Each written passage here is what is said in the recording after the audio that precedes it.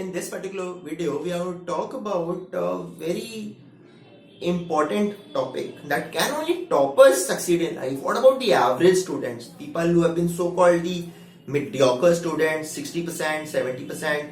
Our entire education system is structured to reward the toppers, people who've been compliant with rules and regulations in academic institutions, ready to play to the book. Whatever the teacher wants, they are ready with that pen and crayons to fill the colors in the painting exactly as the teacher wants to get the highest marks. Right? But now in real life, is it that only toppers succeed? So I'll give you a classic example. In our school, I used to come first in class. There was this one particular exam where the topic was Meri Pyari Adhyapika, my favorite teacher in Hindi. And obviously, for high marks, I wrote that my favorite teacher was that lady who taught us Hindi in that particular semester. And I got very good marks. It's kind of appeals to the inflated one's sense of ego. And the ones who wrote their own hearts did not get as high marks. That's what happens to toppers. In their bid to get high grades, they often kind of, play to the book. But in real life, rules are meant to be broken. Real life is not about memorizing accounts, taxation or strategy concepts, because everything in real life is on Google. So then people who might not have been historically successful in the so-called academic system of ours, which rewards people for high marks, high grades, these people actually succeed. Subhash Chandra of ZTV is class 10 pass. Dhirubhai Ambani might not even have reached that level, but then so many people worked for them. Does this mean that toppers will not succeed in life? Obviously not. So typical systems, institutional systems are designed that these toppers are rewarded. So example, a typical IIM Ahmedabad admission process will give very high importance to people's class 10, class 12 and college grades apart from their CAT score and performance in the examination process, their interview process. A CA rank holder 1 to 50 might start off with a Johnson Johnson finance leadership program, an Aditya Birla Group's finance leadership program, or an ITC because he or she is a rank holder. Good for a start. But then in real life, the rules of the books are different, because real life is an open book exam where everything is available on Google. So what you had memorized and vomited on the piece of paper, that ability is good. You're sincere, you're capable of disciplining yourself, taking a lot of subjects together.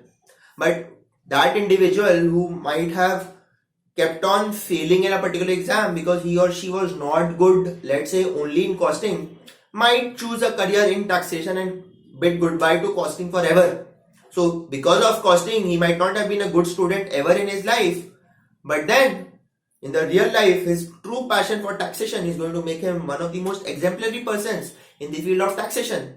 So that's how the cookie crumbles for people. In fact, in the US, there was this study of billionaires, and they retraced their lives back to their schools. The average CGPA, cumulative grade point average of toppers, has been only 2.9 on a scale of 10. So that means the people who get straight A grades in class, the front benchers, are only geared to become middle management because all their life they've curbed their natural instinct, their passion to play to the book, to become disciplined. So they will comply with systems and become middle managers. But people who really rise to the top are people who are very expert. The ABCD of success. A being your attitude, that no matter what, I will go and crack it. So typical CEOs are not subject matter experts. So if you've been a subject matter expert, you will become only that. But CEOs are people who, by virtue of their attitude, are able to get things done from functional experts. B, being in the right place, being with the right boss. So the boss factor in your career plays a very important role. So you might start off your career with a wicked boss, and the whole thing gets screwed completely because that person will not pass on the credit to you. People in the organization will not know. Your first 3-4 years in that organization might be completely jeopardized because of a bad boss. So boss plays a very important factor if you are actually going for a career in the job field.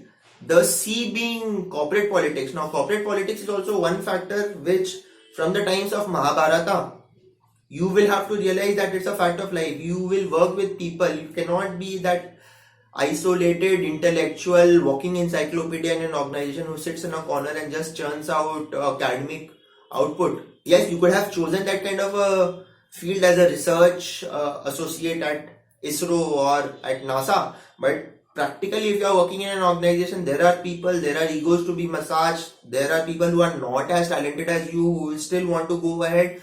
So corporate politics, how you play that is important. And then D is destiny. Obviously, destiny, unless you're destined to succeed, I'm not very sure how far you're going to take it in life. So the ABCD of success in real life is very different.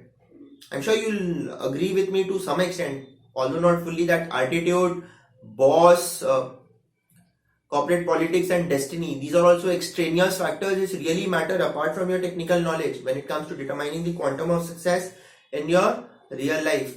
So what are your views on this? Apart from toppers, can average students succeed? Have you known people who have been not so great academic performers? Have they succeeded in real life? I know hundreds of people like that who've cleared CA final with just 402 marks out of 800 and risen to the top in their organizations. The others who might have been hardcore rank holders might not have done that well.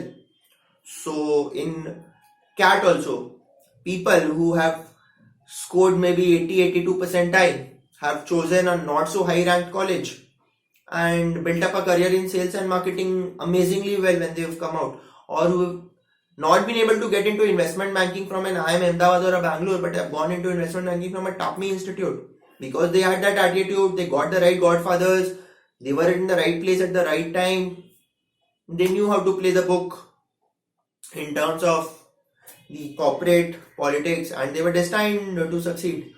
So CA, MBA, these are two fields that I am actually acquainted with more in depth, and specifically in the field of business. So once you are out there as an entrepreneur, it's completely different. So let's say you've started a Zomato, your KRA everyday key responsibility area is to get more restaurants on board. Whether you had a good knowledge of physics, hydrochloric acid plus sodium hydroxide gives you salt plus water, that knowledge is irrelevant in that particular field. So that's how it is. What are your views? Please share. If you've not liked the video so far, please do that. Subscribe to the channel and also press the bell button notification. Otherwise, whenever I upload a new video, you're not going to get notified. That's one common thing that people are coming back to me with. So thank you. Bye bye. All the best.